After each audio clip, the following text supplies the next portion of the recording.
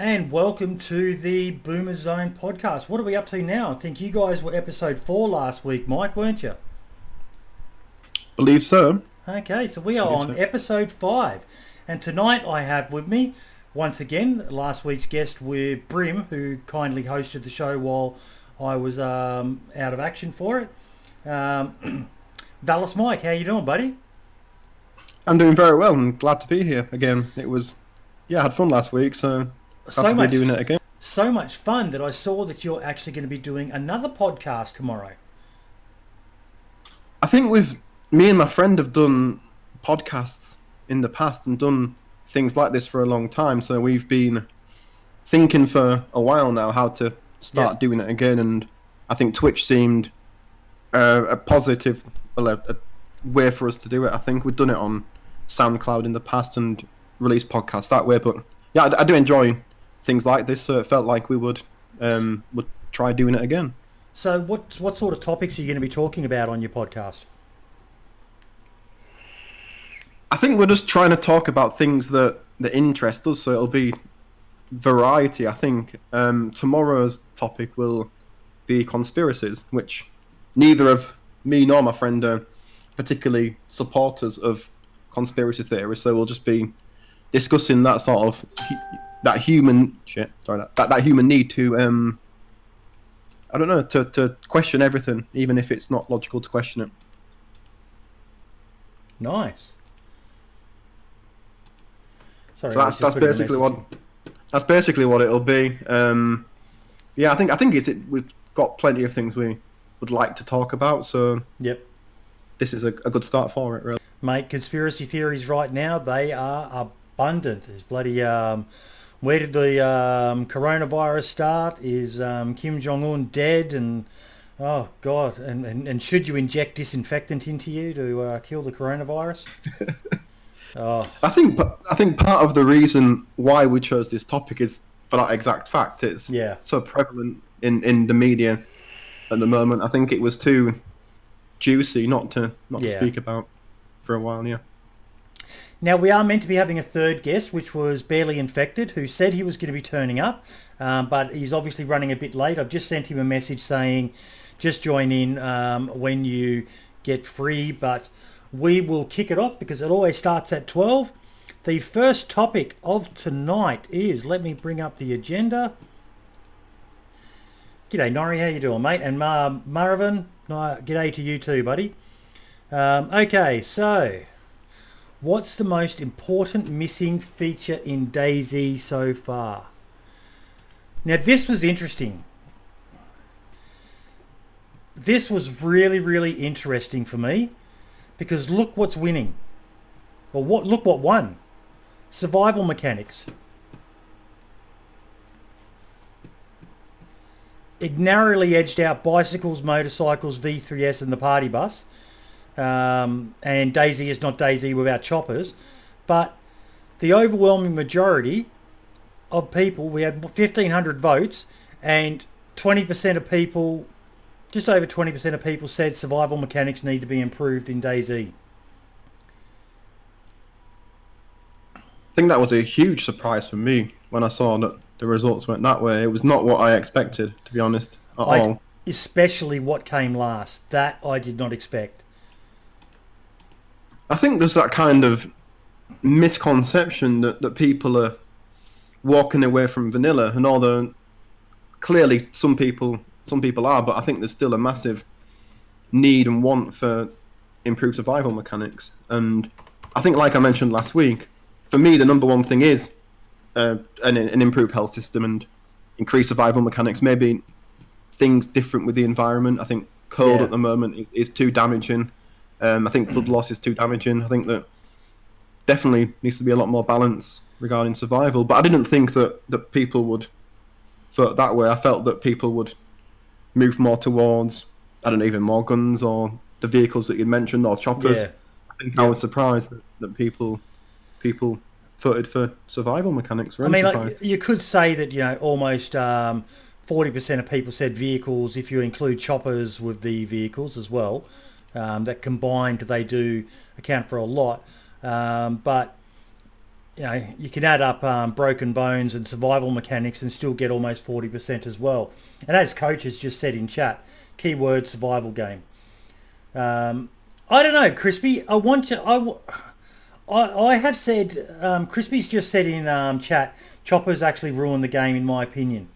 Now, I have never played DayZ with choppers. I've watched plenty of videos on it, but I've never played DayZ with choppers. And we're going to be showing a video later from the DayZ Expansion project, and what they have done with choppers is a thing of beauty. I'll let Coach, our resident chopper pilot in chat, tell us what he thinks of it when we show the video. But I think that's the third topic, I think. Is it? Third topic? No, the last topic. That was the one you posted. But yeah, Rene just messaged and said he'll be here in a couple of minutes as well. So we might keep on talking about this topic so we can get Rene's input on it. But, oh, no, don't need that up anymore. But yeah, this is the surprising poll result. It really did. Some of the comments were quite funny. I have to give it to them. Forget all that shit. They need to fix the bugs, lag and desync. Some people, it is an issue, but there's a time and a place. I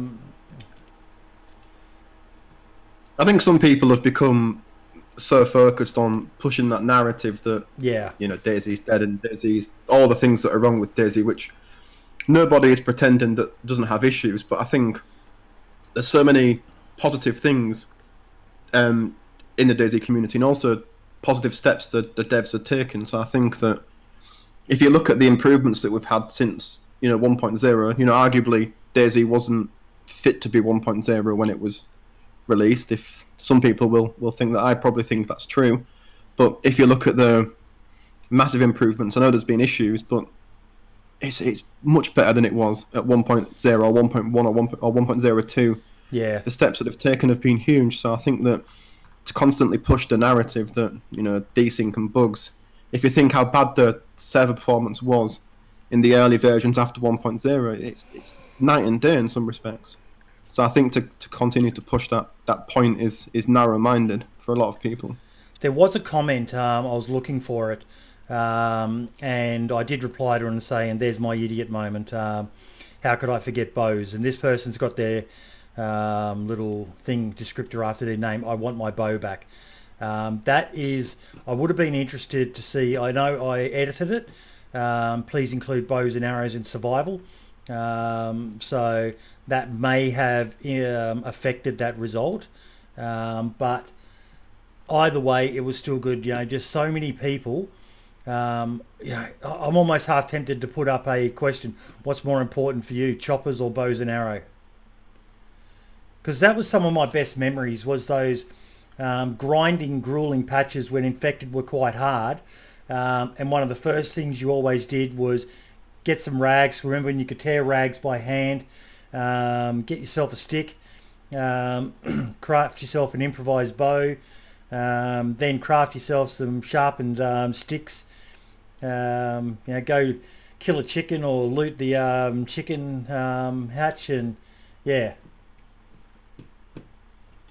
I think for me personally, I would rather see bows and arrows in DayZ than choppers. I never use the bows that much, but I fully understand that they add an extra aspect to survival, like as you just mentioned. And for me, that's more important, especially when you look at the, like you say, the gruel in the early hours of sometimes playing DayZ. I think that for me that would add an extra aspect that would be more interesting for me personally than choppers. Yeah. I know that some people would disagree, but like I said before, I would much rather see more detailed survival mechanics than kind of adding more end game content like choppers, I think, for me. But yeah, I did share that poll with Sumrak as well. He found the voting, this was probably about 2 days after it was up, he was finding the voting results quite interesting.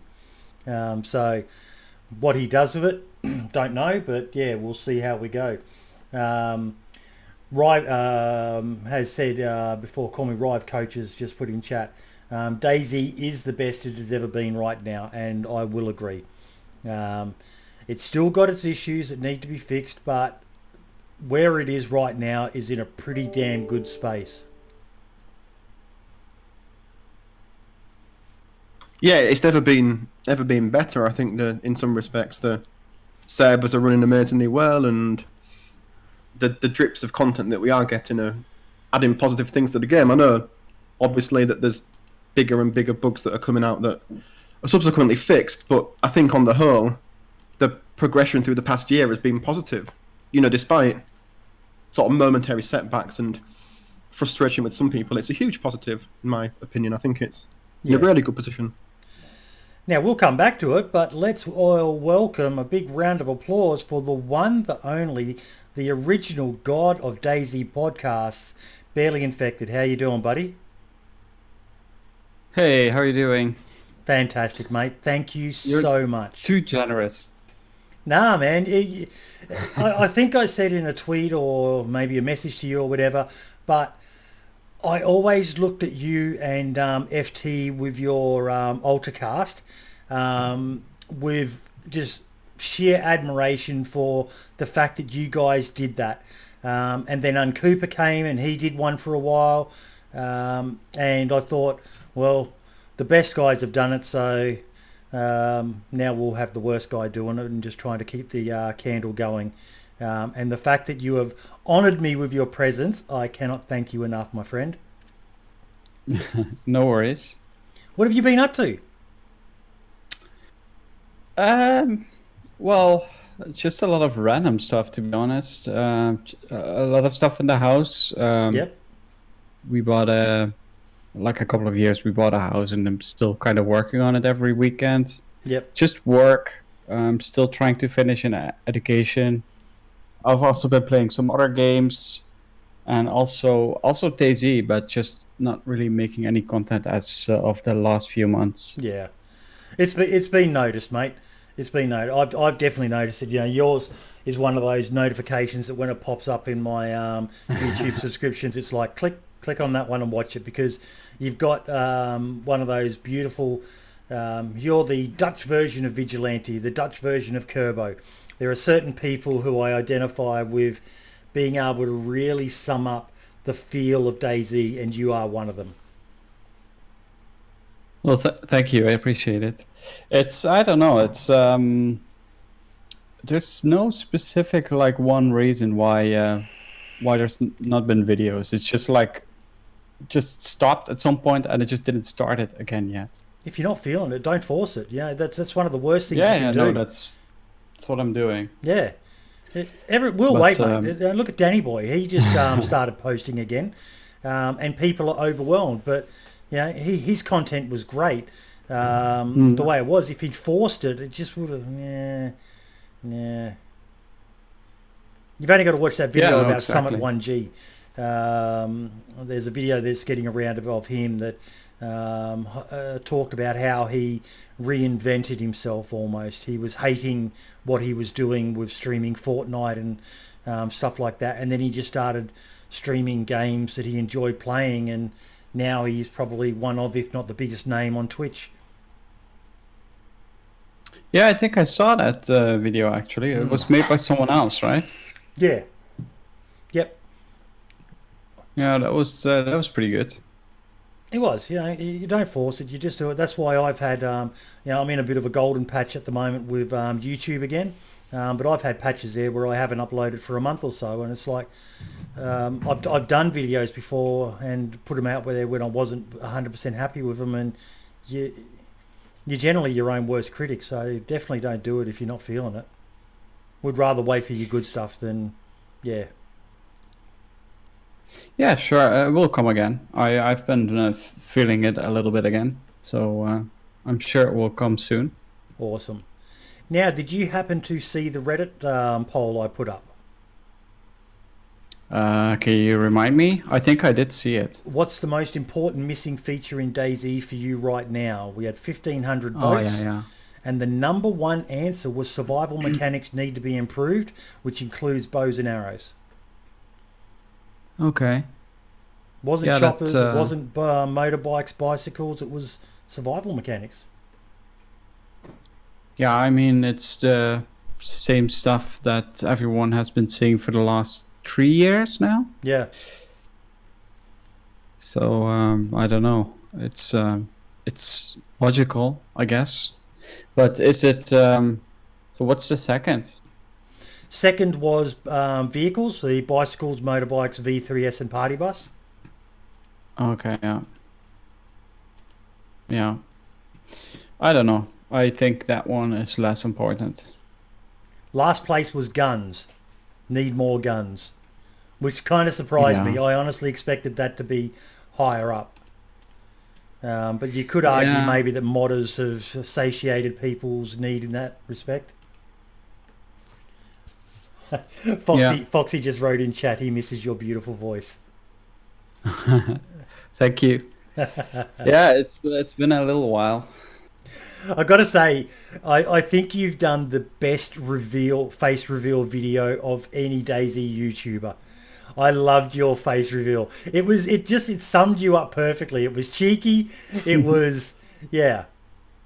You came sidestepping out of the bushes. Yeah, it's I don't know.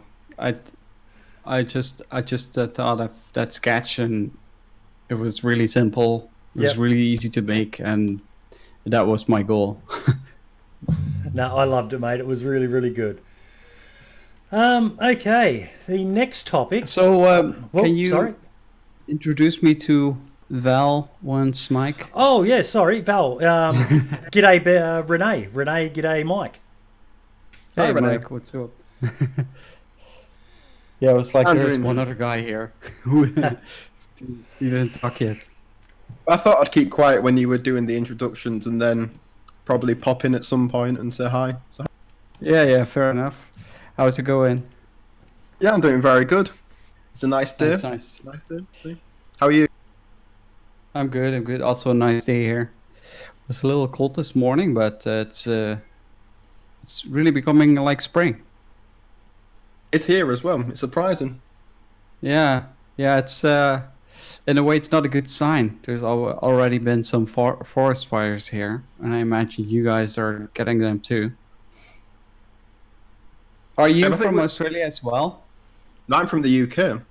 Oh, you're from the UK. I thought you were from the UK. Australia. No, I hate it when people confuse Aussies with Poms.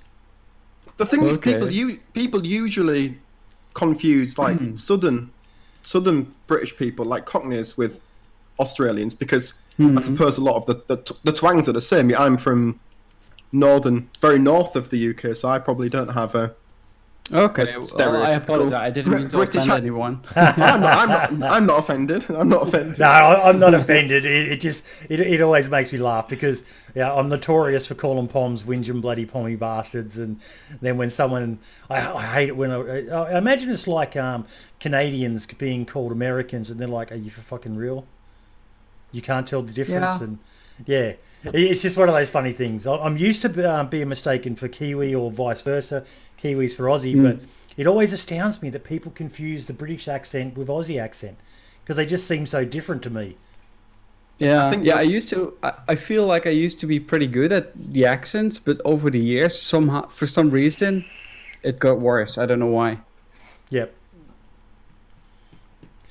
Okay. What do you want to say, Mike? Oh, yeah, sorry. Well, I think, like I said before, I think there is quite a lot of similarities between Cockney accents and Southern UK accents and the Australian accent, but I think the further you move away from the south, the less similarities there is, really. But yeah, I don't know. It's all English to me, I guess. Okay, so the second point. Should someone start a YouTube channel for DayZ? Now, I wrote when I wrote this point down, I feel yes, as for me personally, it's like a diary of all my best adventures that I've had, and they'll never be forgotten, even if it's only just by me. And I also add to that, there's some guys who have absolutely blown up in the last year or so. So there's still a big appetite for DayZ content out there. What do you guys reckon? I think for me, I agree with the point that it's kind of like a diary of adventures. I think that's a unique thing that you can document the things that have happened. And I think as well, you're correct that there is a huge appetite for DayZ content. You see new videos released all the time. Like you said earlier on with Danny's new video, there's people constantly watching people like JLK and, you know, as always, the Running Mans and Rav players. I think, yeah, Red Tie and Septic Falcon, and who we spoke about last week, and people like that. There's still a huge appetite. So I think that if you have the hunger to either release content or yourself create a record of your adventures, then why not? I think that you've got nothing to lose, have you? So. Yeah, for me, I think it depends what your goal is. And I think that's the reason with every YouTube channel. Like if you're doing it for the money, I say just stay away from it. Yeah. If you are, if you want to do it for just as a hobby and just because your heart is telling you like, I want to make videos, then maybe you should go and make videos. Like for me, it worked like, I was literally writing my adventures down at some point, and I was like, I want to do this. I want to start this YouTube channel. Obviously, I got inspired by some other people, as well, and I think that's the case for almost everyone, and that's just, I think that's the reason. I think you should do it if you do it out of passion, yes, but it is not. I don't think it's the ideal time to start with DayZ. Like it would obviously have been better if you would have started at the beginning of 2012. Yeah, but that's kind of unreasonable. If you do it as a hobby, if you do it out of a passion, if you just want to do it for documenting reasons, like why not? If you want to tell a story, I think if you do it with the right reasons, I think you can do anything you want. Foxy raises a good point in chat as well, that he said he's got 400 hours of recordings himself, and he's uploaded some stuff, but he can never be asked editing. And if you've done editing, like I'm pretty lazy as an editor. You look at some of the stuff that the pros like. I cannot even begin to fathom how much time it takes Fubar Bundy to do one of his videos. The amount of work he puts in going and recording stuff and getting into the same location on the map so he can do those aerial shots and come in.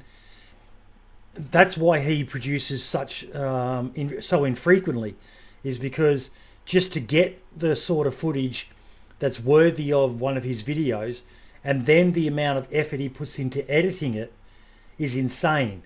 Whereas I'm kind of I'm a lazy man's editor in that I just have a few transitions and a bit of a hey, it's Boydie, yada yada yada, ciao for now, and pretty much just dump my footage on there.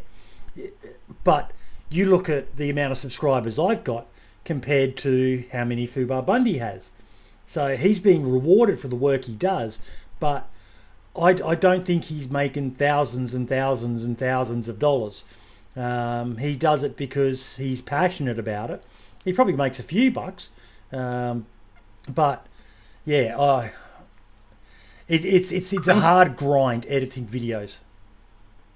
I think it's important to, in some respects, to do it for yourself, isn't it? If you want to be, and if you are passionate about it and have no sort of delusions in some respects that you're gonna make money out of it, I think there's no reason not to. If it's a passion that you have personally, I think it's worrying when you see younger people today and have these dreams of becoming a famous YouTuber and see all the people that do it and think that because someone else can do it, they're overnight going to be great. And you see it on Twitch as well, people just starting out, clamoring for donations and really wanting to, really desperate to make a success of it without putting the work in. So I think, as you said, the work you know, of course pays off. And I think people, if it's a passion, then do it. But if people are expecting overnight success and accolades, then, you know, it's not going to happen, is it? Unless you're incredibly lucky. And there's a certain formula as well that you can never really put your finger on, can you, Rene?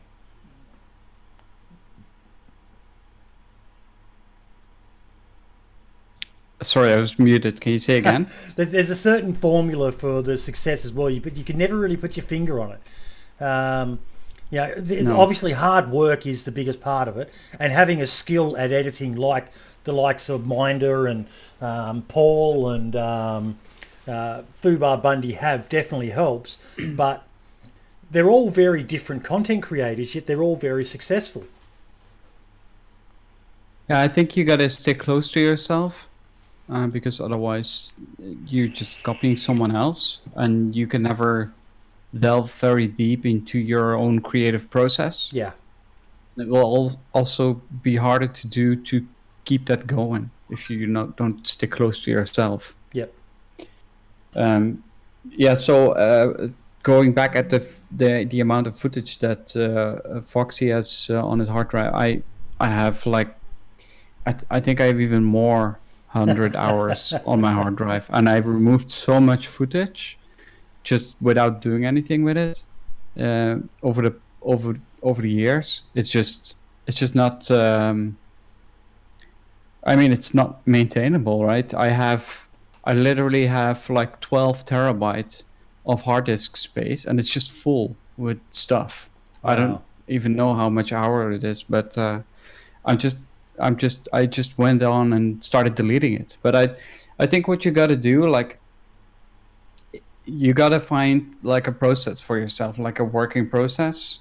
So there's also that to it. Like, ideally, you live an adventure. You decide if you want to do something with it that day, and you cut out like small parts that you think like, oh yeah, those might have been interesting, and maybe from there you can make something bigger of it. That's what I've been thinking, because I've been throwing away so much footage, but there's always a 10-minute here or 10-minute there that would have been super interesting to people. But it's also, you gotta want to make it as well. Yep.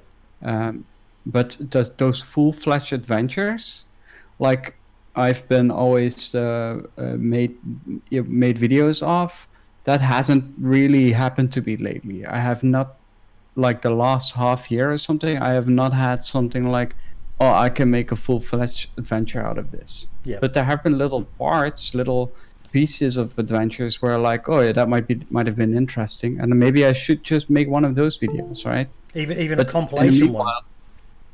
Yeah, but it becomes really hard if you have so much footage to dig through it, right? So I think you just gotta be strict about it, and go through your footage almost immediately after you lived it, because you still know it in your brain what you've done. Yeah, that's probably an important thing. You go from there. That organisation of, getting when you finish the run, getting off and finding that bit of recording, give it a name so that it prompts you.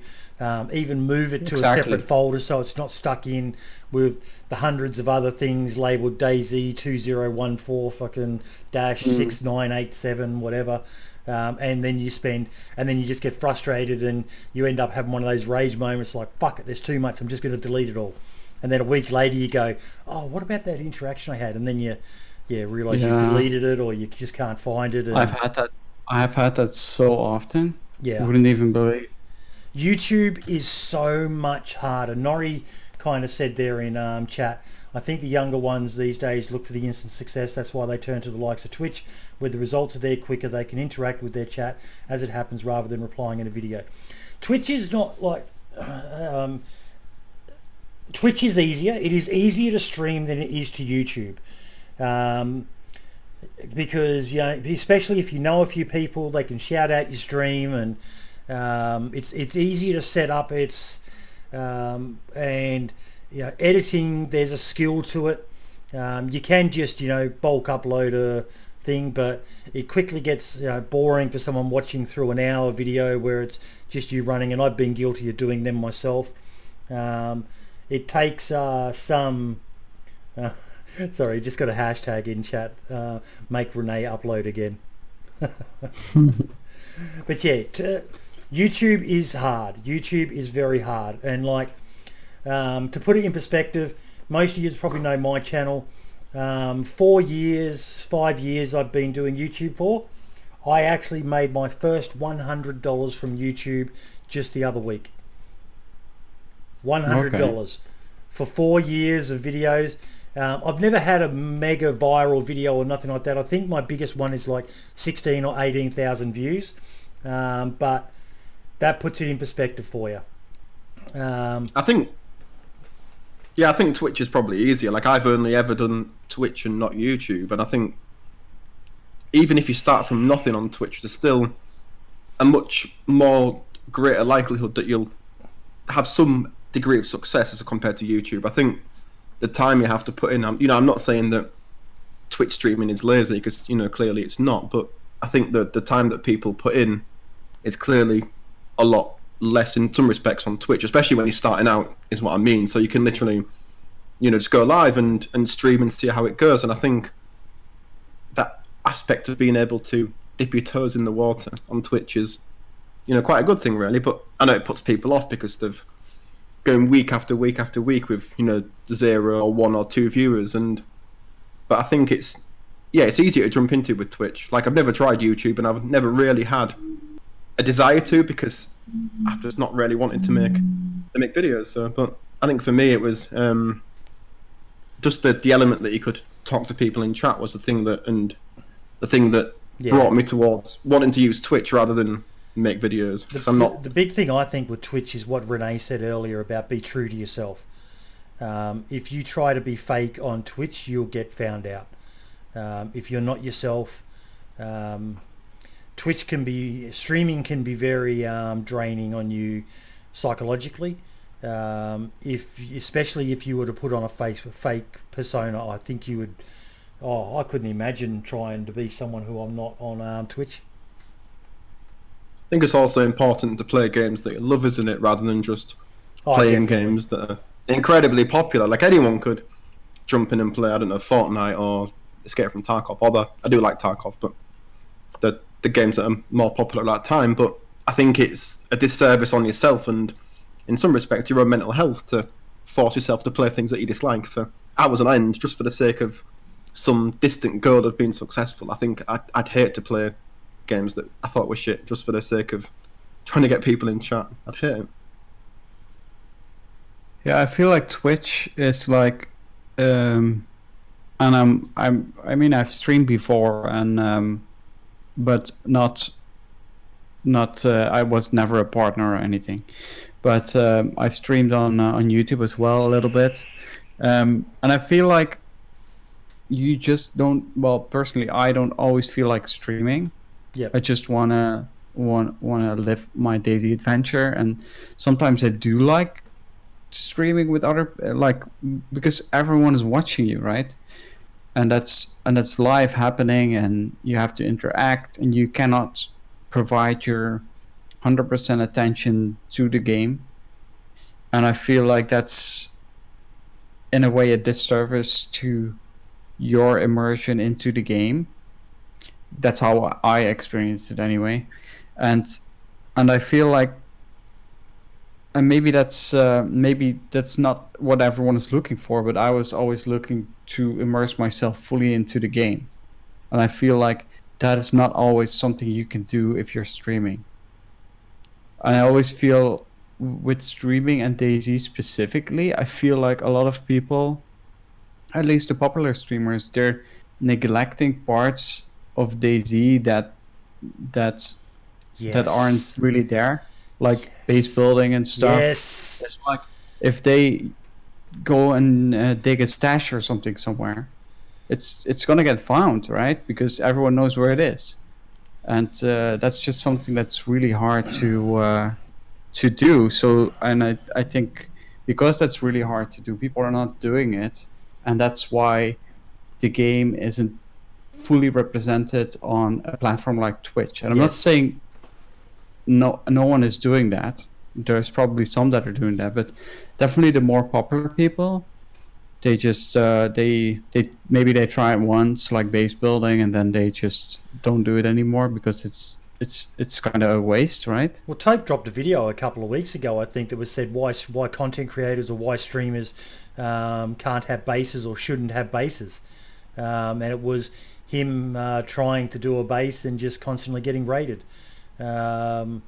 And I've done it myself. I've had a faction on the DayZ Down Under server, and I've streamed showing the base, and I've tried to hide the base, and I inevitably always end up being raided. So I still keep on doing it. I still keep on trying to show bases and all the rest of it.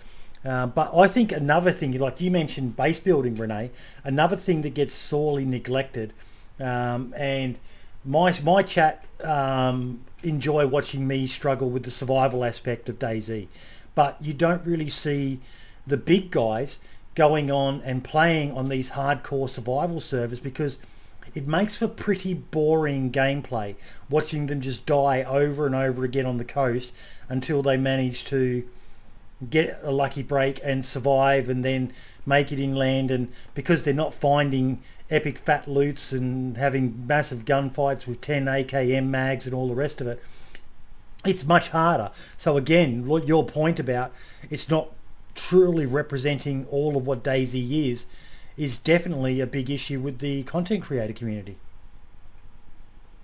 I think you see more and more streamers moving towards, like I said, heavily modded servers to try and keep it interesting in inverted commas for definitely. chat all the time, like going for those over the top PvP things and try and find all the huge interesting guns. And I think that, I agree that they're neglecting certain parts of DayZ, probably because, like you said, they can't build a base, or because they're moving towards these servers, which, although some of these servers are great, just playing on them servers just by extension neglects certain survival aspects and things like that. So yeah, I agree.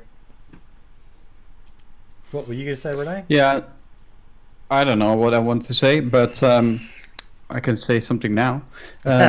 So I think it's also like, if you are a content creator and you would like those kind of things to be shown in the game, then don't be shy, just do it, right? Just do your own thing and show that kind of gameplay. Yep.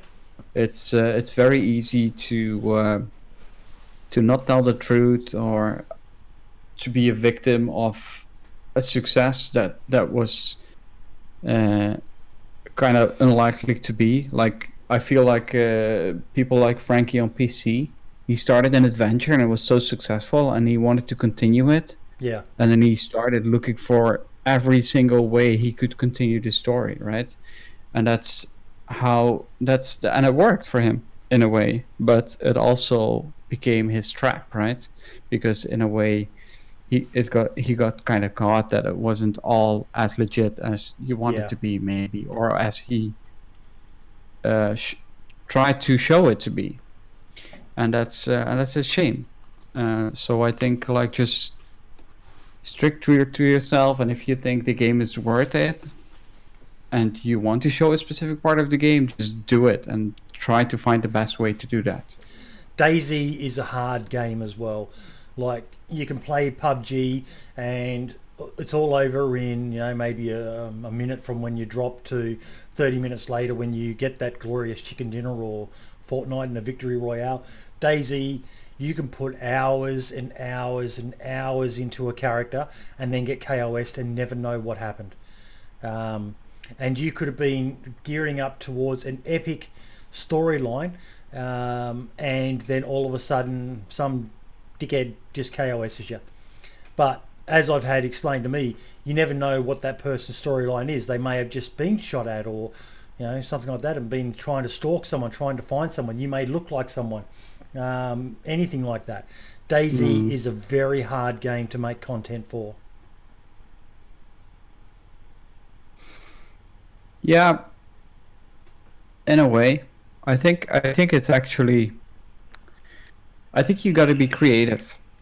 Like you got to use your imagination because you start somewhere and you don't know what's going to happen. So you have to use your own brain to create something. You got to make your decision. Like you go to, you start in the middle in between Berezino and Electro. So you got to choose. Yeah. Why do you go to such city? And I think that's kind of thing is interesting, isn't it? All about decision making and follow a story through. It's Yeah. just how do you tell that story? And I think that's what's fun about DayZ, and I think, but I don't think everyone can get into it, and I think like with a lot of content creators, they aren't specifically representing the way you play your story, and I think that's because you have your own imagination. Barros But, has raised a good point in chat there, that too many now seem not to go for the true organic interaction. Some seem to be scripted or not totally accidental meetings. I should put it like that, as they realise they are with a streamer and act up. And that's one of the issues. Like, Rene, you've got a very distinctive voice. You get recognised easily. I'm kind of lucky in that I'm still quite small. On the DayZ Down Under server, most people know me. But I can still jump on other servers and people have no clue who the fuck I am. So I'm kind of lucky in that regard. But you know, you look at the trouble that Paul, Tope, Minder, those guys have, because they've all got quite distinctive voices as well. And yeah, and they're also streaming it to 1 million people. Yep. So yeah, and that's the question is indeed how much of their interactions are genuine because people are trying to find them on blah blah blah. I think you've seen it. You've seen Mhm. it with Paul, haven't you? During some of Paul's most recent videos, or at least over the past year, he's had some amazing interactions, amazing videos that have a week or 2 weeks or 3 weeks down the line, it's been ascertained that these people were stalking on stream, or it was a completely contrived interaction. Yeah. That's not a criticism of the video or of Paul, but obviously that's, as you say, it's something that he's got to, and people like him, like Tope and Minder and Mr. OG and people like that, have got to contend with, because it's difficult for them to know if something's legit and if an interaction is organic, and yeah, it's not always their fault. Indeed, it's like you say, like some of my best interactions I've had on a stream, and I don't stream that often. So how much of that is legit? So the only thing that is legit that I can tell you is my reaction to such situation.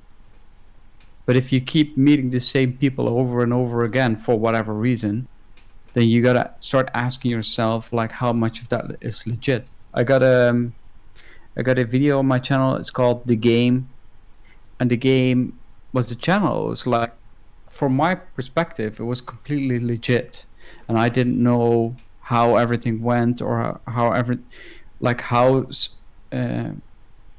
much of that was real. From my perspective, it was real, but the months after, I kept meeting those same people, and I'm like, well, are they looking for me? What are they doing? And especially if me, or if I was joining a stream, and they would for some reason always show up. And how often are you being held up by the same people, right? If you're being held up 3 different times on 3 different occasions, then you got to ask yourself, like, this is just not legit anymore, right? Yep. Yeah.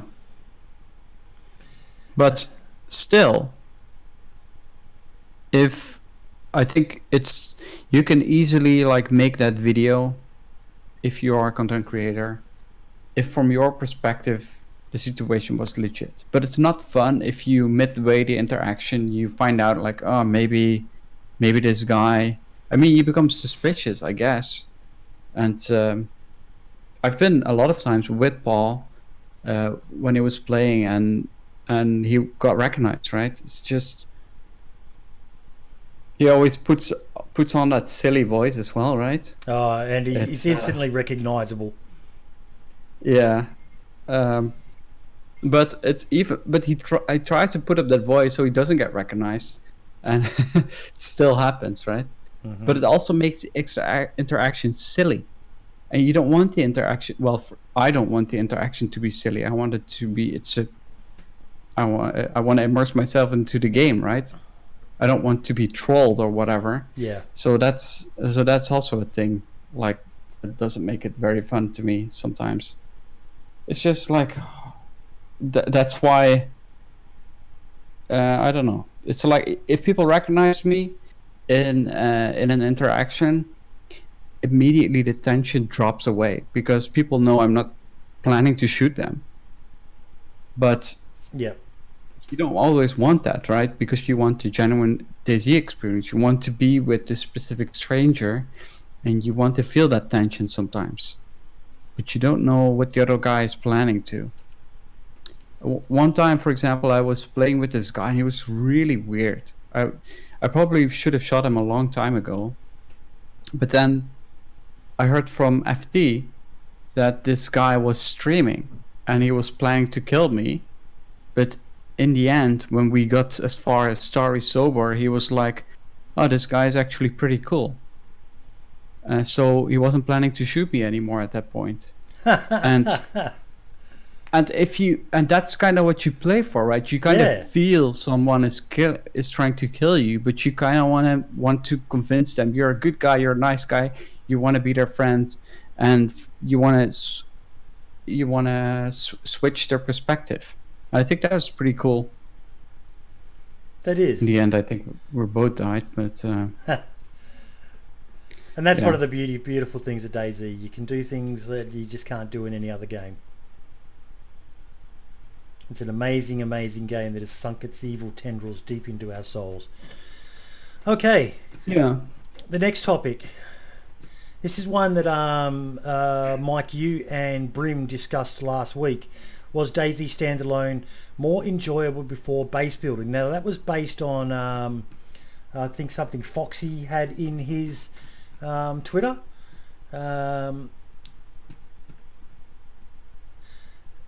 Now I put it as a poll up on Foxy did a Twitter poll where the majority of Foxy's followers said yes it was, but Reddit disagrees. Reddit was pretty much it was 92 to no, it was not more enjoyable before base building, and 58 said yes.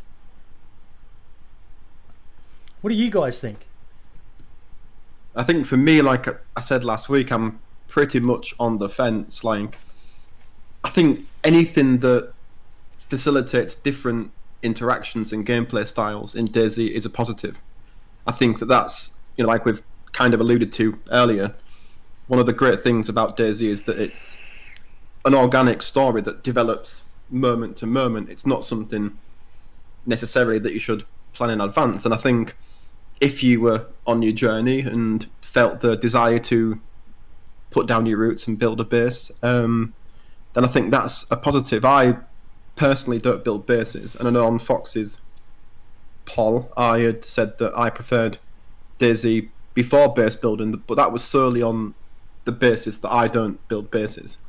I think for overall interactions and gameplay choices, bases are likely to be positive. I think, of course, there's still issues with balancing and still issues with server performance and the effect that the existence of bases can have on that. But for me, like I said, I don't build bases, but yeah, if it facilitates a different gameplay style or a different story, then that's a positive for me personally. Rene, I'm interested in your perspective on this one from your experience with the village. Now, you guys never did any mods for base building, so it was always vanilla bases, wasn't it? Yeah, that's true. And how did people take to it?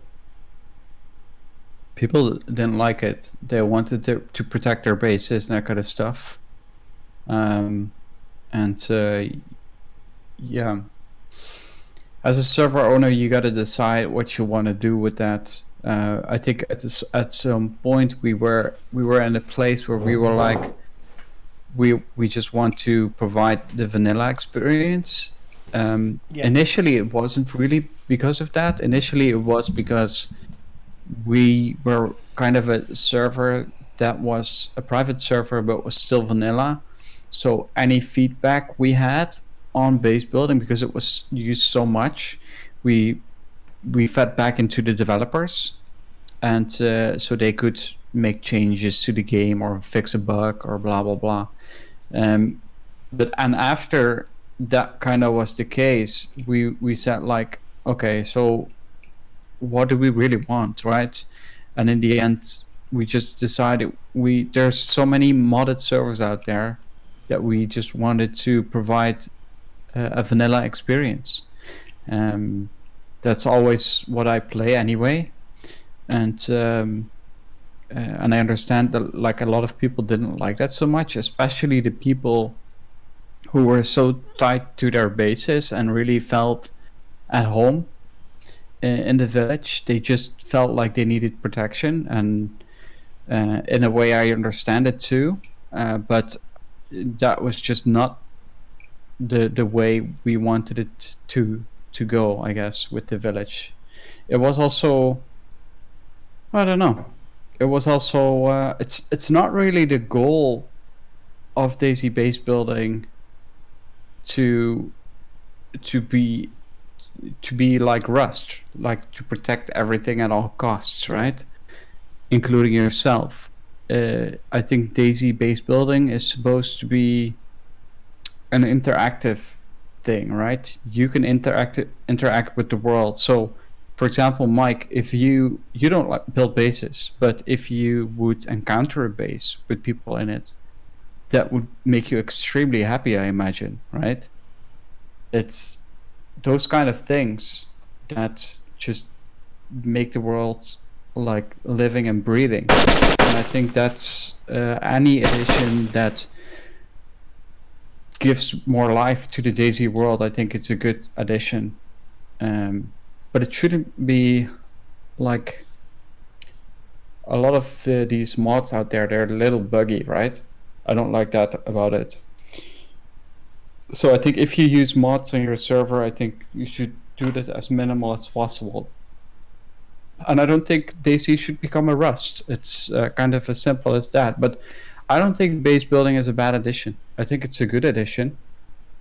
And but it's more about I don't know, the story you live. And yeah, it's not fun when it gets broken down, but back in the day when there was no base building and you only had a tent, I would place any tent anywhere and it would be found within a day, right?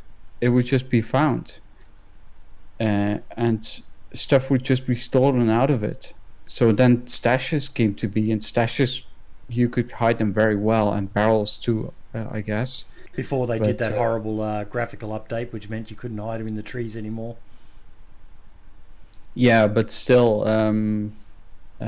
people put barrels everywhere, in rocks, in lakes, in whatever, right? So it was always kind of sketchy. But DayZ was always like that. People found the glitches and used the glitches. I've used the glitches. I didn't know any better back in the DayZ mod. I used to place a tent in an unenterable building, which is nice, and I don't condone that kind of behavior, but I don't think it should be the case, right? I don't do that stuff anymore. But now you get the mods where they can pretty much make it so you can place a tent almost anywhere into a wall and all the rest of it now. So, yeah, there's servers that are actively encouraging that. But I kind of lean into I don't mind bases, but I really hate it when you get on these servers, especially some of the harder ones, where there'll be a big faction that can just clearly dominate a server. You know, they end up with a massive McMansion, and all the good loot is stored safely behind multiple airlocks and all the rest of it, and then they just dominate from there, or there's a couple of factions and the factions end up warring amongst each other, and it's very hard for the lone wolf players to survive on those maps without constantly coming across big groups of guys who, if they die, it's no issue to them. They just run straight back to their base and they get geared up again in seconds. I did it for a while and I enjoyed it, but I quickly realised that my joy comes from pretty much what Foxy said, being a nomad, maybe having a stash somewhere, maybe walling off a little barn and putting a tent in there or something like that, but making it as small as possible so it's not attractive to people to want to waste a raid tool or something like that on it. And but my biggest challenge or love of the game at the moment is these hardcore servers where if I die I get upset, but then it's like, okay, I get to battle, because no one's really got it right yet where there's a good ongoing challenge. For most of the hardcore servers I've played, it's all about that challenge when you first spawn in. Can I survive the first 30 minutes? Can you name a couple of examples of these hardcore servers? Because I think I only played on DayZ Underground, and I don't think it was that hard. After Dark is one in your neck of the woods. It's based in the UK. Okay. It's looking quite promising. One of the biggest things I like about it is how rare ammunition is. Your lower caliber ammunitions are quite common, 9mm, 45, 380, but your bigger caliber, like you'll find generally stacks of 2 or 3 rounds of each various type of ammunition, which I think is brilliant. Like I got into a battle with June 11 and I had a Scorpion and 1 magazine, and it was at night time, and you all know how quickly a Scorpion chews through 1 magazine. So then I'm having to take the magazine out of the gun, put it into my hands, reload it whilst running around, and these guys were searching for me with torches. It was just such a brilliant interaction because of the challenge of not just being able to instantly reload with another mag and another mag and another mag and another mag that were already loaded up, and I had high tier stuff and all the rest of it. It was really good to have to manage the different aspects of the game, reloading, and thankfully they've got the R button now, which makes it a little bit easier, so you're not relying on the hotbar. But you kind of lose that when you have these massive bases and you die, and especially if your base is near a spawn, people will just suicide over and over until they get a spawn near their base and run straight back into it.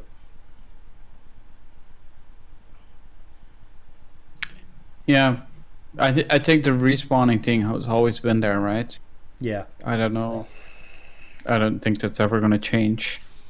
No, I remember a big battle on DayZ Down Under, which is another hardcore server, and it was at the base that I was running, the trader base, and I died twice throughout the evening, but the sad part for me was every time I died I sat with the spawn I got, but I would look around me and there'd be 3 or 4 dead people who'd just committed suicide when you could still do it with a long stick, and it was like, okay, I get that you enjoy it, but this is a more hardcore server. I know you want to get back into the action and all the rest of it, people, but it disappointed me that people were playing like that. Yeah, I mean, people should do whatever they want, I guess. You don't want to judge people too hard, I guess. It's just you play your own game, I guess. But it's not my neck of the woods. It's not what I like. Yeah. But I understand why. I mean, I have done it very rarely when I only had like an hour to play and I want to get back to my friend, right? Yep. But I try to really not do it at all. Look, that I can't really see an issue with you just trying to get back to near your friend or something like that. But running straight back into a big battle, this isn't a battle royale. this server that I'm talking about, DayZ Down Under, it's an interaction encouraged RP style server. So constantly, you know, how was there meant to be a clear winner of the battle when people were being killed and then they were just coming back into the battle again? You know, I think sometimes you've got to take a loss for the benefit of the story. What were you going to say, Mike?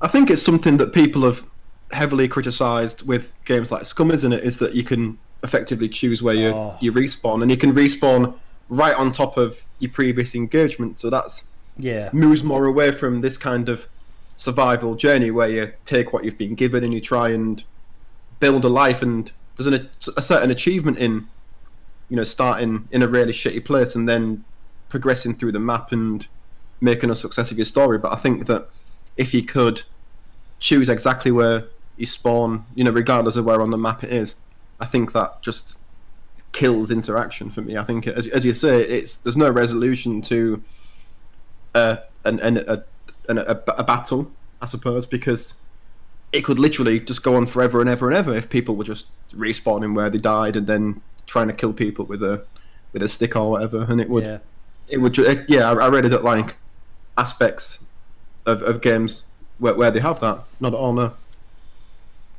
I've seen a mod, I think it might be on Blue Waffle, I'm not sure, but basically where you spawn there's like a sign or something and you can walk up to it and select where you want to be teleported to and it just teleports you there.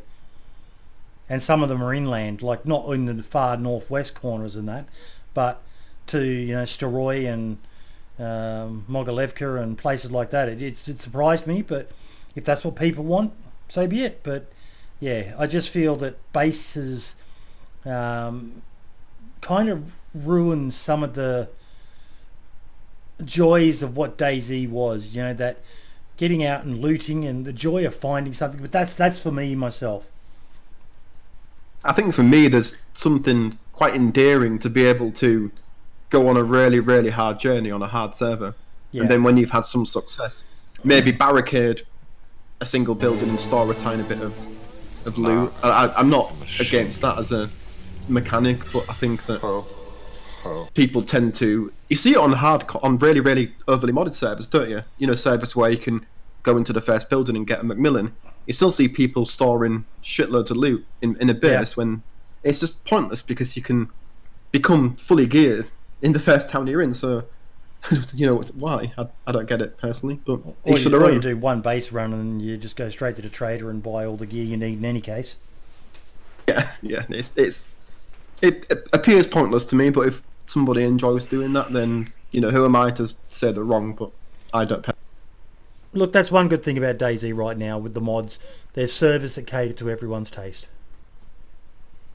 Yeah, and I think that's a huge positive of mods, is that, like we keep saying, DayZ is about individual experience, and people are clearly going to have a different idea of what they want to do on a server. So if they've got a server that caters to their specific needs or desires, then that's great, and mods are great for that reason. But I think it's a bit give and take. I think there's plenty of, like I say, when I go back to what I said before about huge bases on overly modded servers, I think that is kind of at odds for me personally. But again, if that's what you want to do, then go ahead. Is the village still going strong, Rene? Yeah, it's still up. I think there's it's not full all the time, but there's still a lot of people playing and the village is still standing. Awesome. I haven't been there the last month or so, but before that it was standing, and I heard it was still standing 2 weeks ago. Awesome. Because it was such a great idea. The thing I loved the most about the village was the no VoIP, no third party communication programs and that. I loved that. I loved the fact that, and it's something I still try to do as much as possible, is as much communication as possible in game. It can be a detriment, especially when you're on a server where you know everyone else is using TeamSpeak channels and all the rest of it, but I love the fact that You know, it's more organic, it's more raw. You can hear people. You might overhear someone when you might not have heard them because they're talking, and it adds that whole extra element of just immersion. Yeah, I agree with that. But that's obviously because I created that rule. But yeah, it was. I think it's one of the best ideas if you want to make your gameplay like just feel more real, I guess. But it's so hard to police. So yeah, but that's why we kind of call it a rule of honor. But if we find out, we will take action. Yep. So I think that's the thing. But I mean, what do you want to do, right? We literally banned some streamer because he was using VoIP and he thought he could, right? Because he wasn't using it in a bad way. But you know, that's not the point, right? It should be no one uses VoIP. Everyone uses in-game stuff, and I think that's just the rule, and that's where you got to stick to it. And, it's my house. If you don't like it, you can get the fuck out. Kind of, yeah. But because there are so many servers out there, right? So you can just use TeamSpeak or Discord on another server, and play with your friends there. Like, I think the individual experience, and I think everyone should just try it, right? If you normally play with a group of friends, like, just only use in-game communication. It will enrich your experience. And if you die, don't immediately send a message to your friends, but wait a minute or 10 before you do. And it will just enrich your experience so much, I think. I think it adds an extra element of fear, which is positive. Like, for example, if you think a guy's in a house and you're outside the house, there's obviously the risk that that person may well hear you talking and shoot. Whereas I think if you're just talking in TeamSpeak or Discord, it takes away from that element of the interaction, because you can just do it silently. Whereas I think that sometimes that aspect of fear that you can still get in DayZ is, and that whole thing of coordinating if you're in a gunfight, you know, having to coordinate your guys and not hoping they don't overhear you, and it's really hard with big groups, but you can still I think it's a challenge, right? Why don't you try? Why don't you try to do that and give yourself that experience? Yeah. But there's always one guy in the group that doesn't like it, right? Yep. Sorry, what do you want to say, Mike? I'm not actually quite sure. No. Yeah, but I'll just leave that. Yeah, I'll just leave what I was going to say there. I'm not sure. But no, we definitely covered a lot on that point. That, you know, it's not just bases, but there's so much about DayZ, and it sort of touches back to what you said earlier, Rene, that there's a lot of people missing out on a lot of awesome aspects of DayZ that, yeah. The next point. What is the best video on DayZ you watched in the last week? I haven't watched a DayZ video in the last week. What's the best video you last watched? Or the last best video you watched? I have to think about it. You guys go first. I can answer if you want and give you a bit of time. Yep. Go for it, Mike. I think I watched Dannyboy's new video over the past couple of days. Was it? Well, I'll give you another one then. But that was the one I watched most recently. Yeah. The one I shared in the Discord too about the video that the expansion mod team released, which I think was kind of a follow up to what we spoke about last week. Is that of course the quality of we spoke about it earlier on a bit, but the quality of the choppers that they're seemingly able to implement is slowly but surely becoming really good, I think. But for me, yeah, it was going to be Dannyboyy's video. I've been quite busy this week, so I've been watching just quite short videos. So I watched one of Rav Play's myth busting videos because I was just love those. They are I had a few minutes. I thought I'll just watch that because and yeah, I watched most of his videos too. So Rene, what do you think of Rav Play's new videos? Is he kind of cementing himself as the alternate Wobo? I don't know. I haven't seen him, to be honest. Oh, you'll have to definitely check him, mate. He's probably the best I've seen since Wobo. I've watched so many videos over the years that I at some point I kind of stopped watching videos and I only watched those of FT and Running Mans and stuff. Yep. And it's just been out of it, really. But no, mine was definitely sorry. I will have a look. Yeah, definitely worth it. He's not like right into the science like Wobo did, but he's British as well, which helps. He's got that similar sort of accent to Wobo. Australian. But his Mythbuster ones are really, really good. Getting in and talking about, and expanding on it. And he's just recently started. He puts a screenshot of someone's comment for the question they've asked. Like, I know he did one of mine. I asked him to expand on the grenade. Will it go off if shot? Will it go off if someone has it in their hand and they get shot and it drops to the ground? And I asked him to check it in throwing animation and things like that. And people are really enjoying it because there's so many myths and questions that people have about DayZ, and it's good that someone's addressing them. Yeah, I guess I think Wobo was very successful with those kind of stuff. So Massively. I think that kind of stuff is successful.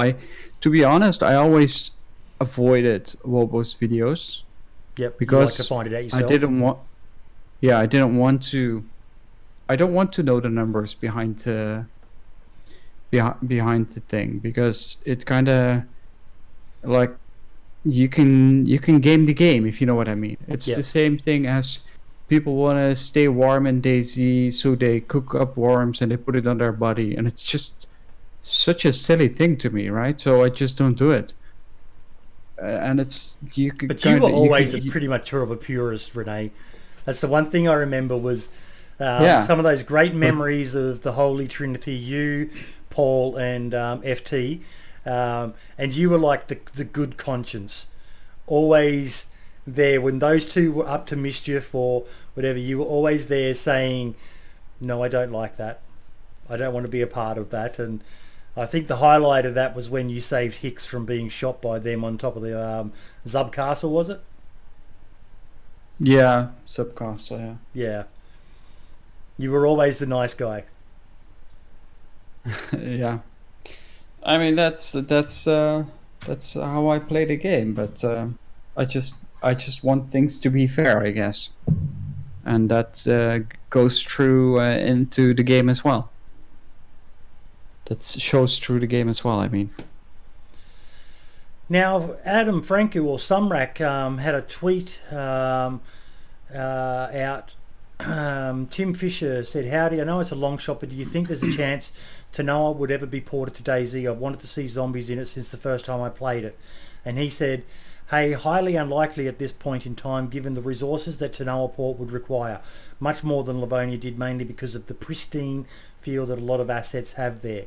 Now, did you ever play Tanoa, either of you two? No. So sorry, I missed what is going to be ported to DayZ. He was someone was asking if they would port Tanoa, the Tanoa map. Oh, Tanoa, yeah. Yeah. Did you ever play it, Rene? Tanoa.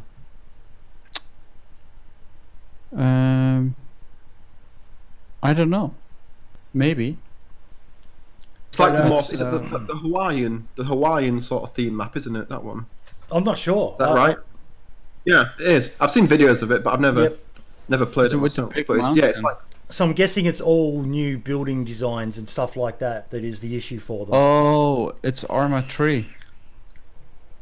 So I have played Tanoa, but only in Arma 3. Yep. I played that that campaign, I think. I don't remember, but I definitely played it. The thing I took from that was that they are considering more maps, so that's good to hear. But yeah, it just sounds like it won't be for some time. I'm guessing Livonia was a fairly easy one for them to port across, and we might have to wait before we see anything new. I think they get a wave of shit. I think they get a wave of shit though if they ported across armor maps, because even when Livonia was released, and from how I understand it, Livonia was developed simultaneously, wasn't it, for DayZ and Arma 3? And so that was kind of like a joint project, and people were still saying, well, you've ported over a Arma 3 map, you know, you're just money grabbing, you're lazy. So I think if people went to a map that was a few years old and then ported that over, even though I disagree, I think they'd get a whole load of shit for that. Have either of you played Deer Isle? I have. Yeah. I've been on it once. The server I joined was insanely modded and just bases everywhere, and it was, the lag was that bad that I kind of, okay, I'll come back another time, and I've never been back on it. But I've heard good feedback. What do you two think of it? Rene? Yeah, I haven't played it lately, I have to say, and I know it's being further developed, but it has some really nice touches to it, and it feels really good. Even though I felt like the start was kinda heavy militarized. Yep. But I really like the feel of it.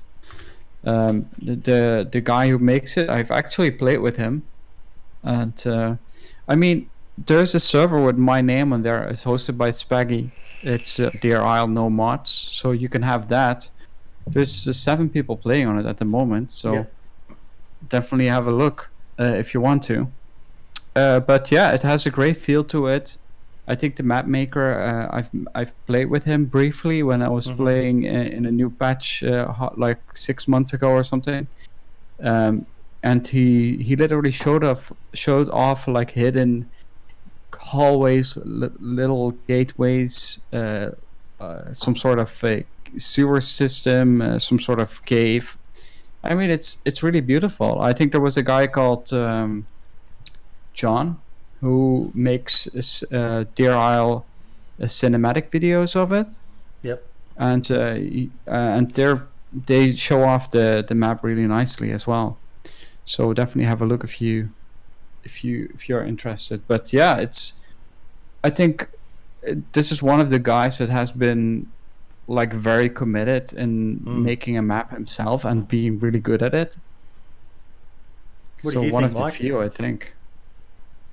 I've only played the vanilla version that Spaggy has on his server, and I know you just mentioned that, Rene. And I think it's a really well crafted map. I think, as you said, there was issues at the beginning, but I think for now some of the locations have been made really nicely, and I think that there's a big survival aspect to the map as it is now, because there's still large swathes of I suppose terrain that doesn't have that much there, but it really gives you that feeling of walking through the woods and surviving in the woods, especially when you have no knowledge of the layout of the map. I think, you know, I got hella lost on Deer Isle a few times and died, but yeah, I think I had a really good experience playing it. I'd seen a few people recently playing a new map, and I can't remember what it's called. It begins with V, and that looked really nice as well. I'm sure someone in the chat can probably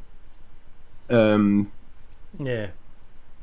what I'm saying, but I might have to, because I was so excited playing Livonia, and I deliberately avoided looking at the map of Livonia, and I gave myself a personal rule that I wouldn't use Eyes of Ive unless I had a map on me, because I was having trouble interpreting some of the symbols on there, mainly because I wear glasses, and Eyes of Ive makes it a bit easier. But it was so good getting lost on Livonia, so I think I might have to give Deer Isle a shot. because that's half the joy, is getting lost and not knowing where you are. And whilst it's great to jump back on Chernarus is, yeah, you know where everything is. It's very hard to get lost other than pitch black night and no compass in the middle of a forest, and the forests aren't even really that big. Yeah, that's definitely true. And I think what I liked about Deer Isle as well is that you kind of start in a kind of remote area. There's like one little house, so you kind of get eased into the game before you get to a bigger city. You don't spawn. Yeah, well, you spawn in the village, but you don't. Yeah, you don't spawn in a bigger city. At least not when I was spawning. Yep. You kind of spawn in this holiday resort camp or whatever, and then you kind of get eased into the game a little better than maybe Chernarus. I really like that about it. It gives, especially that feel when you first play it. It's a really good feeling, I think. Yeah. What do you think, Mike? Yeah, I agree. I think my recollections of playing it are very, very, very similar. I think, again, for what Boyd said, I didn't look at any maps when I played Livonia for the first time, and also when I played Deer Isle. So I think for me it was same, yeah, incredibly difficult. I think when I first started on Deer Isle, but I think the progression through the map, like you said, like on Chernarus, is does seem to be a benefit there. But yeah, I think I struggled on Deer Isle an awful lot, but I think it was a struggle that I enjoyed. It didn't ever feel like I was just gonna turn it off and just hate it. But it was a good challenge, I think, for me. One of the simple things I liked about Livonia was that pretty much with Chernarus, you spawn in the south or on the east and you head north or west. With Livonia, you spawn in the north and you've got to head south. So if you weren't paying attention to just basic where's the sun, what direction is north, you could sometimes find yourself running on instinct on Livonia and running north thinking you were on Chernarus, and that north is where the good stuff is. You just kind of fall into that ingrained habit. It'd be good to see some maps where like you spawn on the west and you've got to run east to get to just... It's a simple, silly little thing. You're probably all thinking I'm a madman for saying it, but that was one little thing I really liked about Livonia, that the map reorientated itself. You spawn in the north and you head south. To be fair though, I think for a lot of people the journey on Livonia is east to west or west to east, because a lot of the combat happens along the river and the towns along the north, doesn't it? So I think less and less people are moving south, and most people's journeys have become probably the meta on Livonia is just to stay north and but I love go east to west because you could just go down south and just get lost in those forests and just bear hunting. I feel there's too little points of interest in the south. Yeah, I will agree with that. There should be more. I kind of understand why they've done it, but yeah, everyone just sticks in the north. Indeed, I don't know why. Yeah, I don't.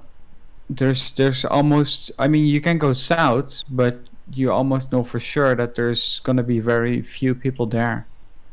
And why would you then go south specifically, except to see that one bear that you're never gonna spot anyway because it's pretty rare. Yeah. But yeah, so I'm not too sure about Livonia. I liked exploring it. I really like how they executed it. I don't like that there's no streaming rivers in Livonia. It kind of feels unfinished in that regard. But I do like that that there was just a new map to explore. And like you said, Mike, I haven't used a map on that either since starting it. But in every town, because you're so focused on getting the way, in every town you obviously have that "you are here" sign, so you can kind of find your way at that moment. But what confused me the most is, especially at public servers, which is almost the only thing I played, is that when you join a different server or you get spawned somewhere else. and that's just that confused me so much. And you end up at the same kind of cities all the time, and I never found a logic behind it. And it's just one of the most annoying things about playing on public servers, in that kind of scenario, because you don't know where you are, and you cannot really continue your story the way you would have normally. But just a thing that I found annoying about that. Now the last thing is, Rene, have you been following the discussion about choppers that we've been having? There's a couple of chopper mods released which have been, it flies in the sky, sort of similar to how the cars kind of fly in PUBG. But the DayZ Expansion Mod tweeted out a video that, now, Coach, are you still here? One of the guys in my chat is a former military chopper pilot, and the ones we've watched so far have not impressed him. But I gotta say, I watched this video. The link's in the agenda channel if you want to watch it yourself if you haven't seen it, Rene. But yeah, I haven't seen it. I'll play it for everyone now.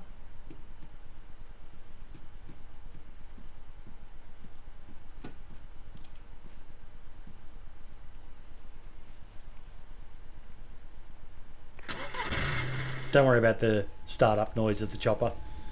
I'm guessing that's just a placeholder, but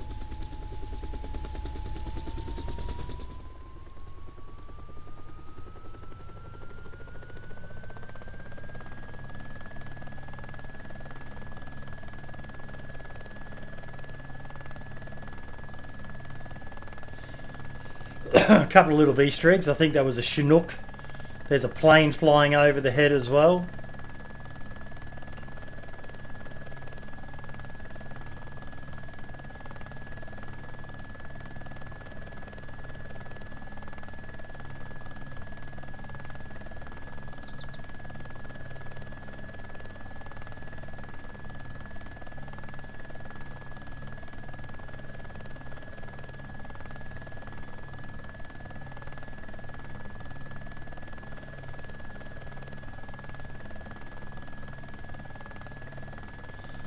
I could see myself enjoying being in a helicopter because it is nice seeing all these landmarks from the air.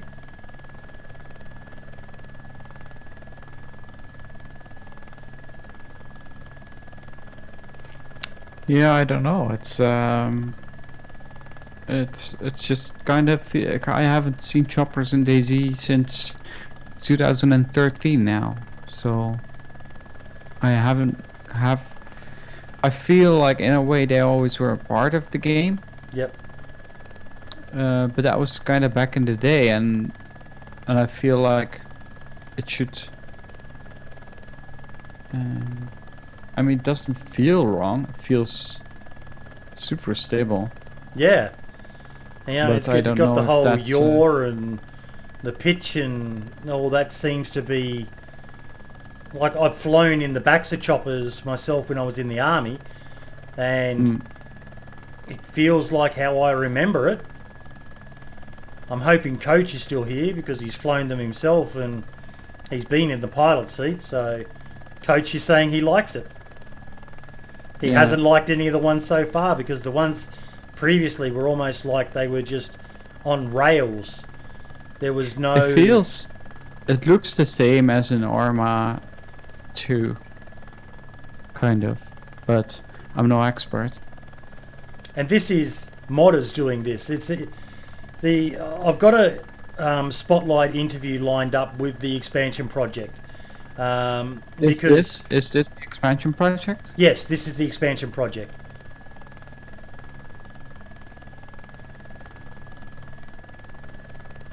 Feels like they're going... No, I don't know. I was going to say it feels a little slow, but obviously choppers can also go slow. Yeah, it's coming into land. Yeah. Even the landing looked all right.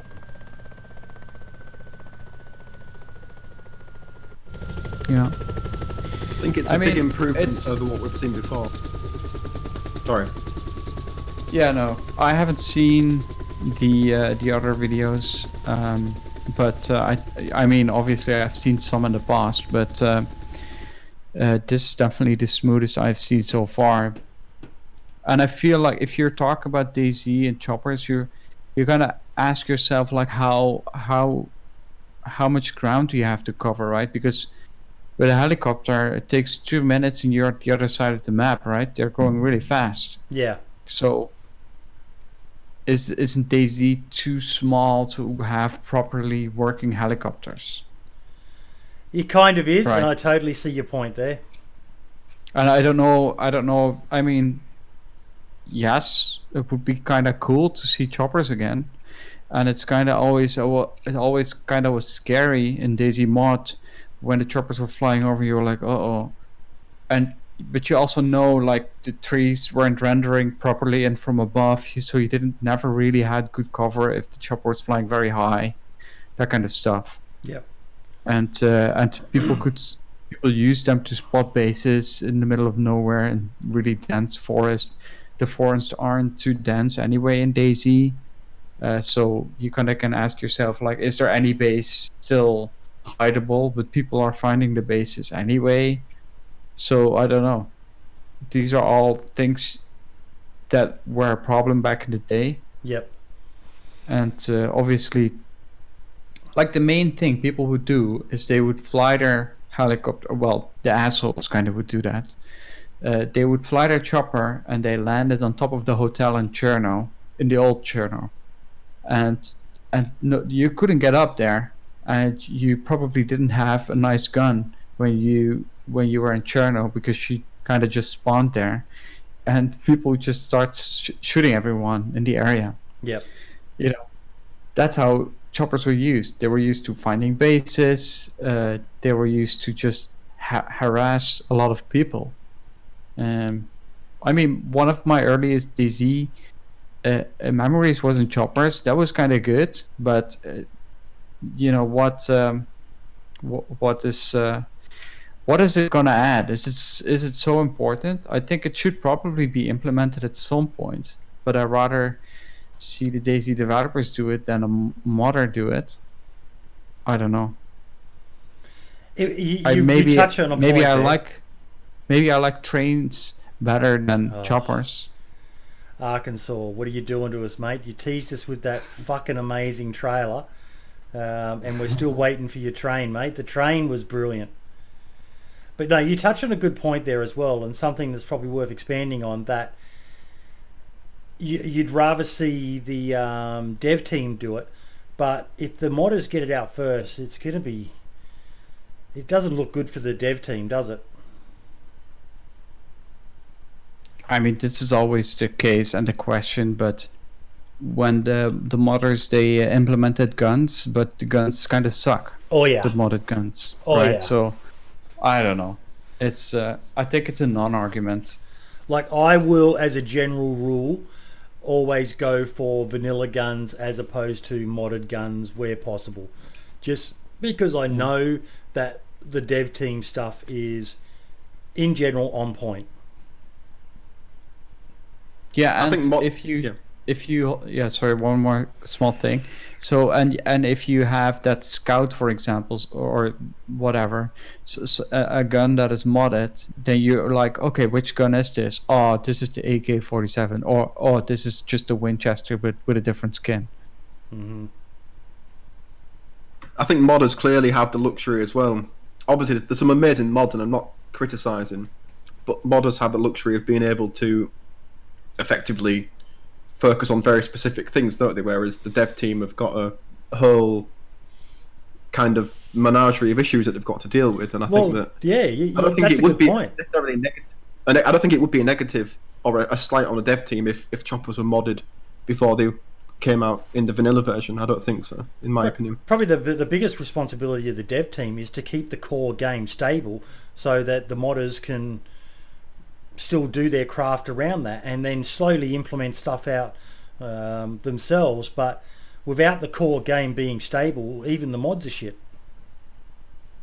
Yeah, and you hear so many people saying that that modders are the saviour of DayZ. I'm not such. Obviously, modded servers are incredibly popular, and they've massively increased the possibilities that we have, I suppose. But like you say, if the base game wasn't stable, the mods would reflect that, wouldn't they? If the base game was even in a much worse state than it is, the mods would, clearly be in a similarly worse place because they're built on top of the vanilla version. So yeah. Yeah, and then you also get into the conversation about what is DayZ for you. Yeah. And that varies from person to person. Exactly. What do they always say, Rene? There's no right or wrong way to play DayZ, just the way you want to play. Yeah, true. But there is a right or wrong way to play depending on the server you join. Yeah. I think it depends on the server you join. If you're joining a server just to grief it, that's just a dick move. But yeah. Yeah, a lot of people in DayZ are dicks. A lot of people are dicks, full stop. Yeah. They are. It is people in your... you can see it in all the YouTube comments. It's like, I would have shot him a long time ago. It's like, oh, really? Why? There's the thumbnail, the audio bite to advertise this podcast. Rene says most DayZ players are dicks. But if you didn't have dicks in DayZ, I think DayZ would be boring. Yes. Or more boring than it is, because that Yes. unpredictability around how someone's gonna react and whether there will be a dick, that adds an extra element which I quite enjoy. I know some people will not agree and get fed up with that, but for me, I quite like that there's a certain amount of dicks in DayZ. You need them. Yeah, but there's so many, right? There's like 90%. Or Yeah, something. it's a bit too. Maybe that's not true, but I mean, the times that people walk up to you and say hi and then shoot you in the face, Yeah. it's like that to me is unacceptable. Just To you, that's not just tonight, unacceptable. I had a And that's bloke come just- up to me and say, "Do you know where we are on the map?" And then his mate runs up and starts punching me. And I tell him where. Yeah, we're just south of Solnichny, mate. And then his mate runs up and starts punching me, and I'm getting to punch him. And of course, he got the first punches in. I was going down, and it was just like, interaction encouraged server. Okay, it's an interaction. Yeah, okay, but a shit one. that's also what DayZ is for you, right? It's that is the reason why DayZ is a ruleless game, so you can do whatever the fuck you want, and I think that's fine, right?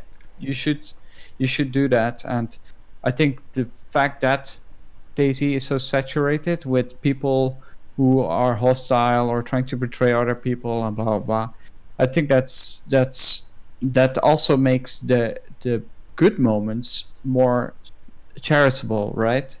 You like it more, Yes. and that's why but you have to dig deeper for it to go with it. The times that I have literally met someone in the game, said hi, and they said, "Aren't you going to shoot me?"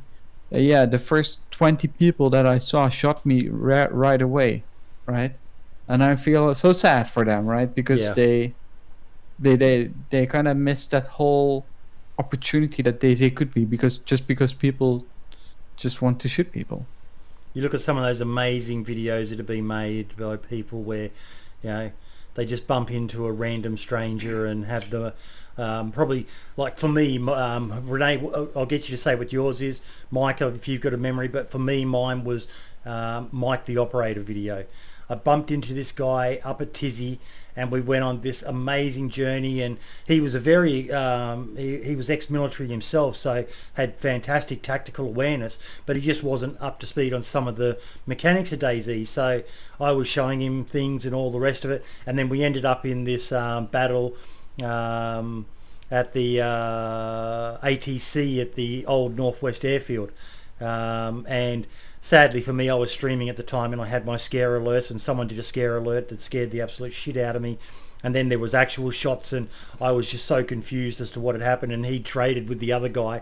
But it was just one of those adventures that most people, 99 people out of 100, they see someone at a military location, they're going to shoot. That's not how I roll. I die a hell of a lot because of it, but I like to. I've got a philosophy. Interaction can lead to action, but action will never lead to interaction, or very, very rarely. Especially now when you can die so easily. You know, 1 or 2 bullets and your character is just dead, not just uncon bleeding out, but just dead, which I think is a big fault of the game. They need to allow more time. You know, maybe exclude headshots, because the headshot's usually quite deliberate. But that's my big memory of a random interaction. What's yours, Rene? There are obviously a couple. One that comes to mind is the time that I met someone via the radio. I tried to meet up with him, and I did. Yep. I saw 2 people, and when I tried to talk to them, they started shooting me, and I shot them as well. I fell unconscious, and then the guy who I was with on the radio woke me up, and the guys who were my attackers, they died. Wow. So that was pretty special. But I was streaming at the time, so how real was that interaction? Yeah. I don't know, but for me it was real. What about you, Mike? I think I've got quite a recent one actually. I was strangely playing on Livonia on the Xbox with a friend, and we had gone on quite a long adventure, and we were quite deep in the south, like right in the middle of the forest, and we'd been attacked by wolves, and he had been falling unconscious through blood loss every few seconds, and we'd kind of survived, and it went to the night, so we'd gone in a random trailer, and we started to cook up some meat, and just surprisingly, out in the middle of nowhere, we were just surrounded and held up, and we were, like stripped, forced to strip, and each given a gun with 1 bullet in it, and told to either shoot ourselves or shoot our friend. And I think for me, the interaction itself wasn't that special. It was quite funny, and it was quite unexpected because it was pitch black and quite deep south in Livonia. But I think the story that led up to the interaction for me was a thing that made it special. That sort of the fight that we had to do to survive, and how we sort of clung on, and then ultimately I died because rather than shooting my friend, I tried to shoot one of the attackers, and I died, and they let him go, and he then had to struggle north, on very little health with no gear, and I think the overall interaction was just quite interesting for me. DayZ's amazing for, if people embrace it, there's so much more to it than just pure KOS, PvP deathmatch servers. There's so much more, and people are probably sick to death of me talking about them, but the 2 people I always lean to as examples are the Lonely Bandit and Dannyboyy. You don't have to be a nice guy to provide good interactions. You can be a prick like the Lonely Bandit was when he was robbing people, but I guarantee everyone who's been robbed by him remembers being robbed by him, and I guarantee everyone that Dannyboyy has killed remembers being killed by Dannyboyy.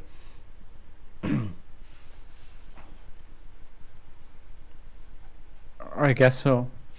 I know I would. You meet this, it's the ultimate betrayal, this nice guy with this really pleasant British accent and all the rest of it, and he's usually helping him learn the game and all the rest of it, and then he ties him up and beats him to death with a baseball bat. But yeah, I just love people who do something different. Sorry? He tried to talk to me once in the game. I met him, but I immediately recognized. So. And you ran from him? No, I didn't. We just said hi because obviously we know each other. I think I used to tweet out when I even said to him once that I was going to try and set you up or something like that, because that would have been the ultimate for me. It would have established him as the ultimate DayZ villain, to kill the nicest guy in the DayZ community in one of his videos. I honestly, though, knowing Danny, having spoken to him a few times, done an interview with him, I don't think he could have ever done it to you. I don't think he could have. I don't know. Maybe he could, but I think he knows I'm expecting him to be to not do it to me. But I mean, how would you do it? I recognize his voice, so you would need to pick someone else to do it, and he always often when he does it to people, they're often new to the game. He's often helping them. Yeah. So it's like he never really does it to someone who is super well experienced, knowledgeable of the game. Yeah. Have you ever watched the Lonely Bandit? Yeah, but I don't really remember, to be honest. But I know the name, and I know he makes videos. He used to. He stopped a couple of years back, but yeah, he was a pure bandit. He would rob people, he would shoot them, break their legs when you could do that, hold them up, and he was generally quite nasty about it as well. But I loved it because it was something different. You know, most people were trying to get Australia too, right? Yeah. He now lives in America. He's got himself an American missus. Okay. I just liked the fact that he was doing, like you said before, you know, he was being true to, he was doing something different. So many people out there doing funny interactions and crazy man interactions. He was just almost role-playing a bandit. I want what you've got. I'm going to take what I want, whether you fucking like it or not.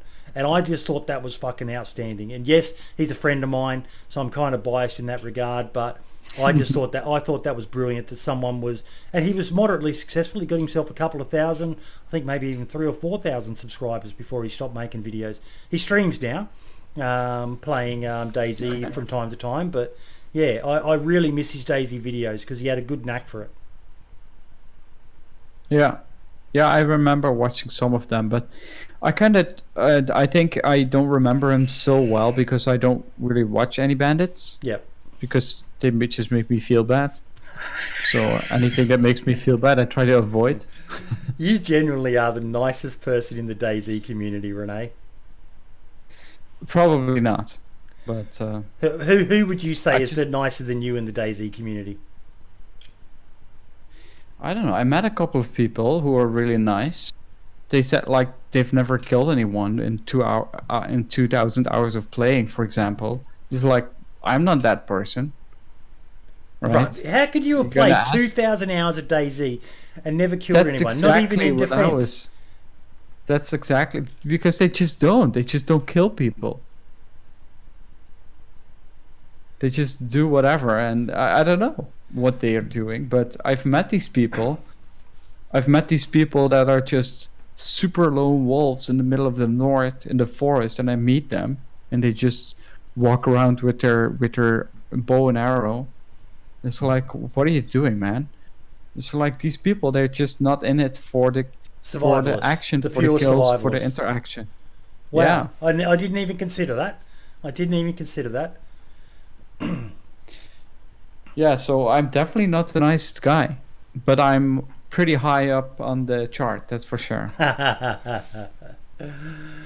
Ladies and gentlemen, thank you so much for being here tonight. Rene, I cannot thank you enough, mate. We are truly in the presence of awesomeness with you being here, mate. You're the father of podcasts. Is there ever going to be another Altercast with you and FT? I, for one, loved them, mate. I loved listening. The dynamic, and it's one of the saddest things of the success of all of you is that one of the things I loved was the chemistry between you, FT, and Paul. And as in particular, Paul is massive now. But it saddened me to see that you guys didn't get to play together as much because, yeah, I found you and Paul through finding FT's channel pop up in my recommendation, and then he was playing with these two guys, and it was three clearly good mates playing DayZ together. And the chemistry, the vibe between the three of you was something that was a pleasure to have been able to be an outsider and watch in on the journeys that you three had, because you're all such different people, all such different players. Like I said, you know, you were the good conscience and those two were the kind of mischievous. Paul was probably the most evil one of the three of you, but yeah. Is there ever going to be another Altercast though? I don't know. I wouldn't expect it, to be honest. I mean, I'm not against making another Altercast, but my first priority is just start uploading videos again, right? Yep. If I don't do that, I'm not really gonna make an Altercast, because that's not the first thing I should do, I think, if I do something. Yep. And but yeah, and I think also the dynamic, and I think, sorry for the sirens, and also I think the dynamic between me, FT, and Paul was real at the beginning, because I think also we were just very close, and I think we still are in a way. We feel very good about each other. But I think the thing that is just always in the way is, and I don't mean this specifically in a bad way, it's just the way it goes, is the streaming part, right? Yeah, streaming. You have to divide your attention as a streamer to not only the game and to not only who you are playing with, but also with your audience. And that's and Paul, he's talking so much to the audience. Oh yeah. And not always, by the way, but because when he was playing with us, he was actually often more focusing on our conversation. But you always kind of feel when you're playing with someone like that the audience is there. And it's like a shame. Like, I would love to play with them, and I will definitely play again with them in the future. But for me, I think that is a difficult thing that also changed something. Like, you hear Paul cut off, like, thank you for your subscription, or thank you for your gotta hear that. Kind of ruins the immersion at the moment. Yeah, but I mean, that's just the way it is, right? And that's just maybe I can at some point see if I can get them for an offline adventure, but as it is their jobs, exactly. It's difficult. It's a difficult ask, because they literally especially lose for Paul, because a lot of money. I know FT's got another job that he does, but Paul is a full-time streamer, so anytime not making content is and as we discussed before, YouTube does not pay anywhere near as well as Twitch does for content creators like him. Not for me, anyway. I mean, there's other people out there who use the YouTube platform very well, but I think for a gamer, it's difficult. Now, Mike, do you want to plug your podcast you're doing tomorrow, mate? I can do. Me and my good friend Adrian have been friends for almost 30 years. Well, 27 years. We're starting doing podcasts. The Twitch channel is Mouth and Stern, which is just a reflection of his name, actually. But so we're going to do a short podcast on conspiracies, like I said, and I'm also trying to do more streams on my main channel on DayZ. But for now, I think I'm going to be focusing on podcasting again, I think. Put a link in the general chat or in the stream if you've got the stream up as well, mate, so people know where to go. Yeah, I can do that. Is there any specific conspiracy you're going to talk about? I think recently, with all the massive conspiracies that have been regarding the situation at the moment, I don't think we're necessarily going to speak about the specifics of these conspiracies. I think we just want to examine that desire to always believe that there's something happening. There's something different to what the official message is. I think that's human nature, and I think we just want to have a chat about that, I think. All right, interesting. Thanks for clarifying. And thank you both for coming on the Boomer Zone podcast tonight. Rene, open invitation, mate. If there's ever a topic you would like to discuss, feel free to hit me up, mate. Same for you, Mike. Always an open invitation for the pair of you. Would you like to say goodbye to everyone? Any topic? Any topic? Okay. I will think of something really weird then. Gentlemen, thank you so much. I'll say goodbye to you two now, and then I'll continue chatting with the stream. Thank you both so much for coming in, guys. All the best. Thank you for having me. Thank you. Yeah, thank you for having us. All the best, guys. Have a nice day. Ciao for Bye-bye. now. You too. Goodbye.